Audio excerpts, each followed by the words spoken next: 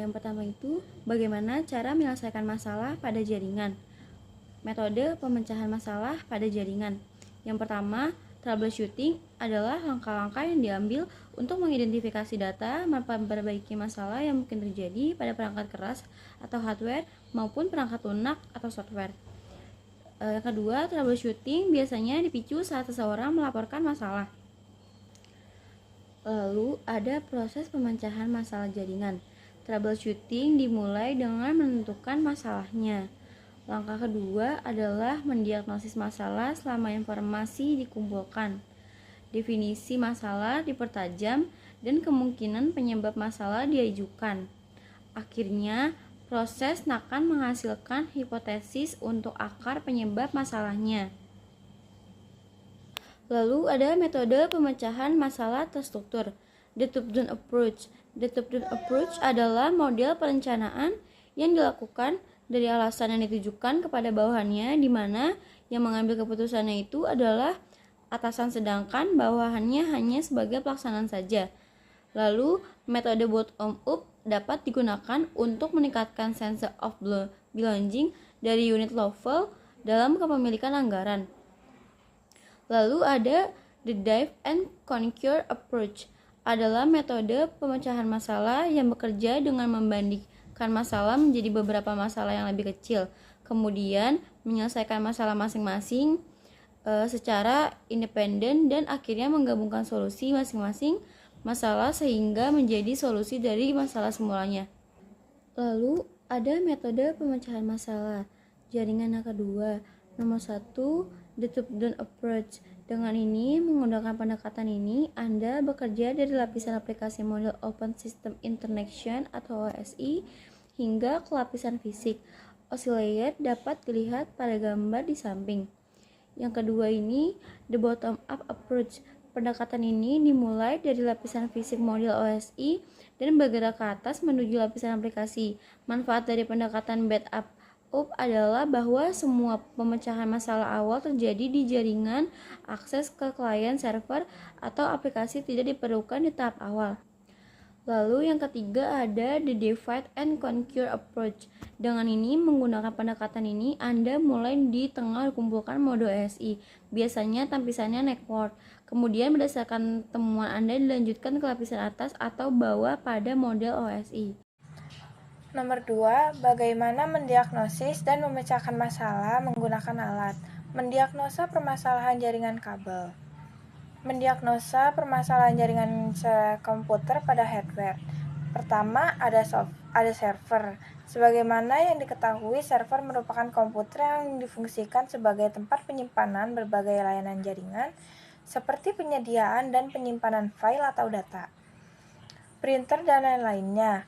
Di dalam server juga tersimpan informasi setiap user atau pengguna anggota jaringan dan merupakan pusat pengendalian jaringan.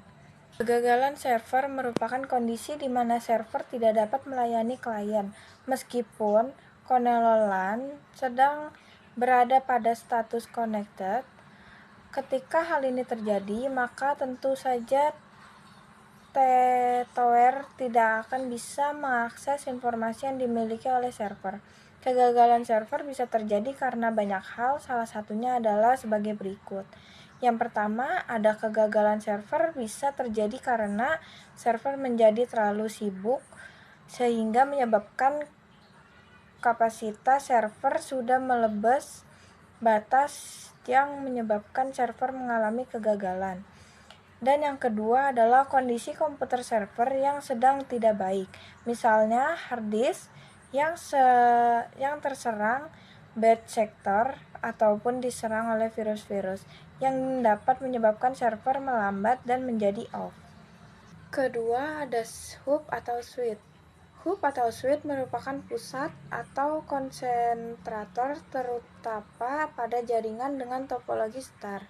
Komponen ini berfungsi sebagai penerus data yang diterimanya dan dikirimkan kepada node atau host yang membutuhkannya. Oleh karena komponen ini begitu penting, maka harus dijaga agar selalu dalam kondisi baik. Jika komponen ini mengalami kegangguan, maka otomatis semua jaringan akan menjadi lumpuh dan komunikasi terputus. Switch memiliki lampu indikator, baik lampu indikator power maupun workstation yang terhubung padanya. Jika lampu indikator tidak menyala, ada kemungkinan aliran listrik terputus atau bahkan ada gangguan serius dalam switch tersebut. Ketiga, ada NIC atau Network Interface Card atau kartu jaringan.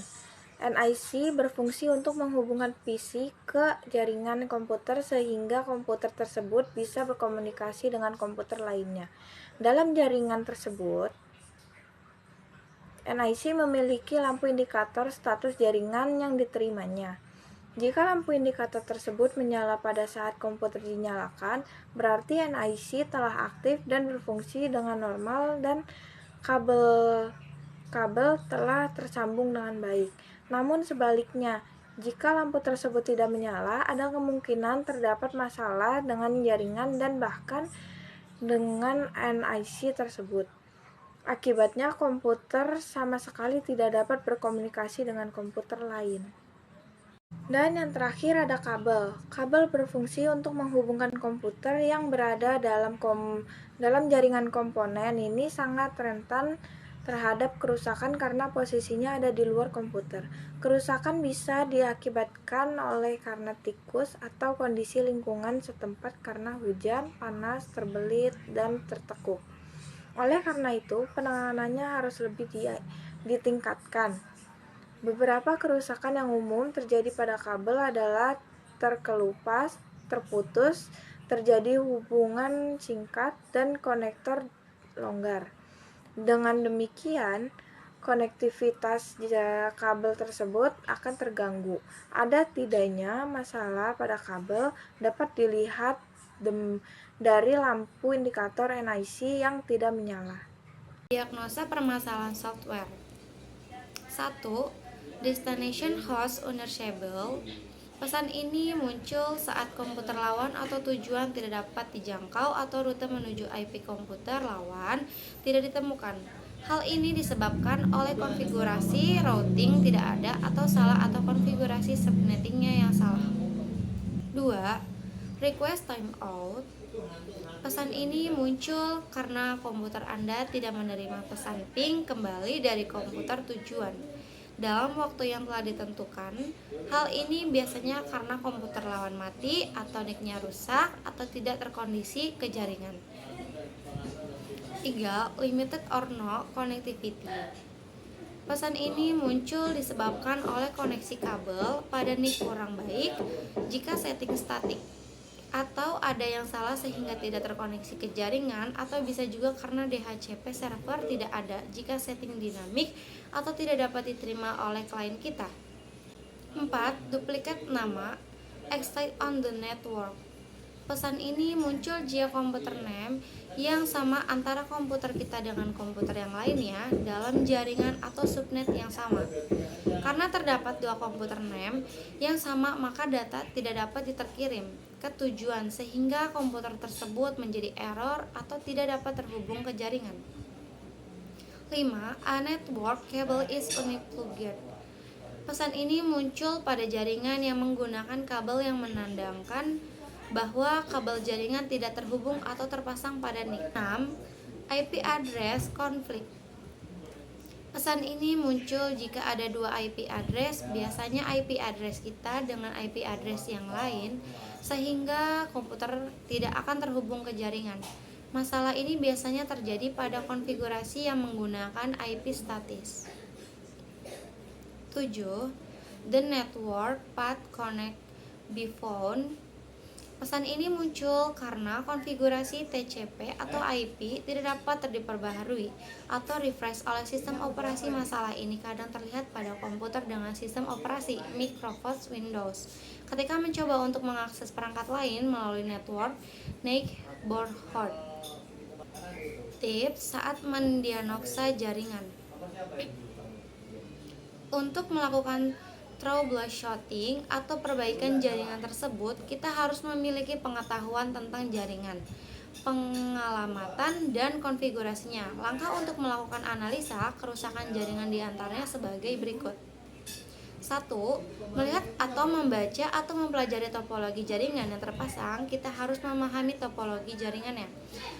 Dan topologi tersebut kita bisa tahu dari dan arah mana komputer yang bermasalah dengan yang harus kita periksa, serta berapa saja pembagian IP address-nya dan subnettingnya. Dengan demikian, pekerjaan mencari lokasi komputer yang bermasalah akan lebih efektif. 2. Lakukanlah tes koneksi ping ke titik yang dicurigai dan ke titik lainnya sebagai perbandingan.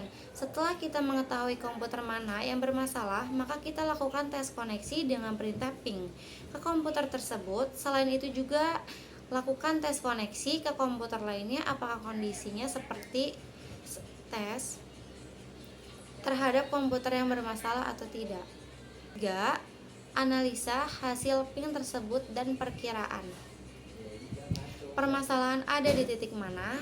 Hasilnya jika ke komputer lainnya terkoneksi dengan baik, sementara ke komputer yang dianggap bermasalah menghasilkan pesan request timeout (RTO), maka permasalahan jelas berada pada komputer tersebut dan jaringan yang menghubungkannya. 4.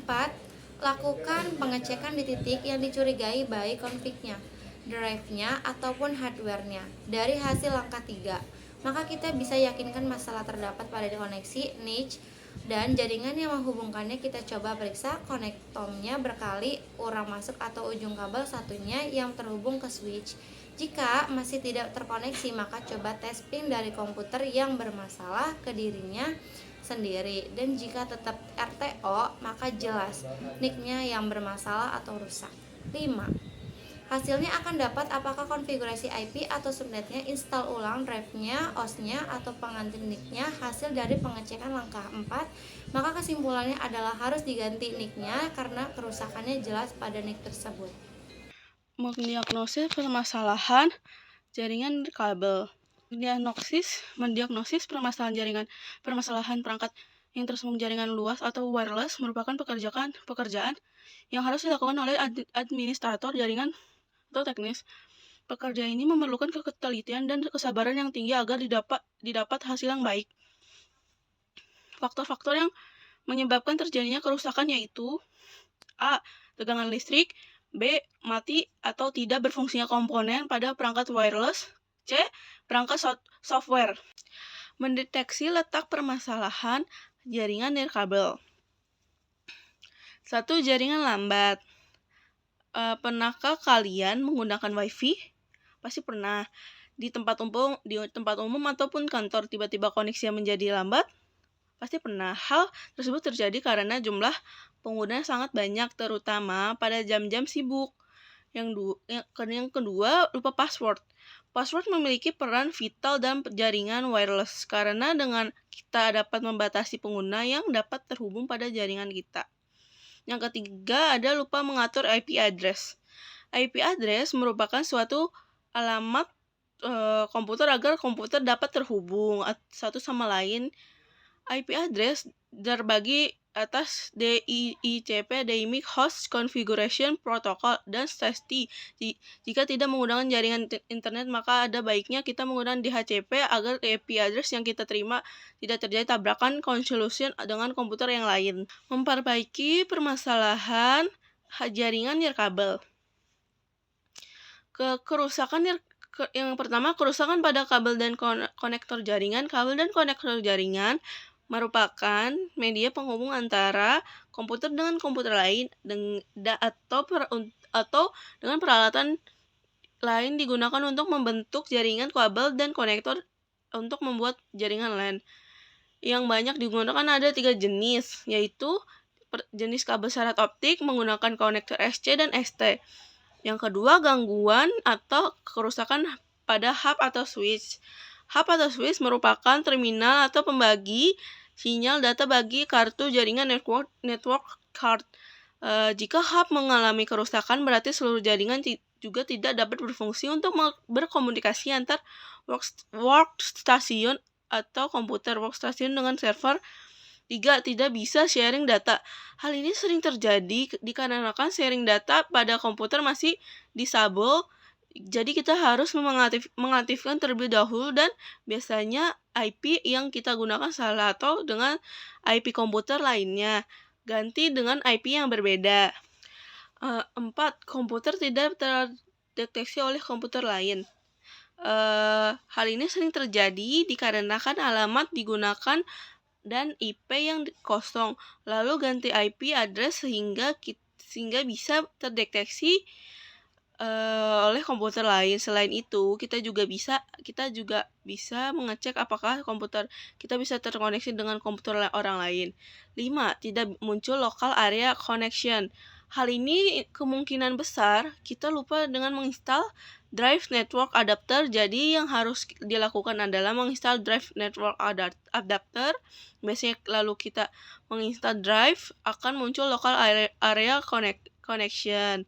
Yang keenam, lambatnya jaringan dan bagaimana memperbaiki performanya.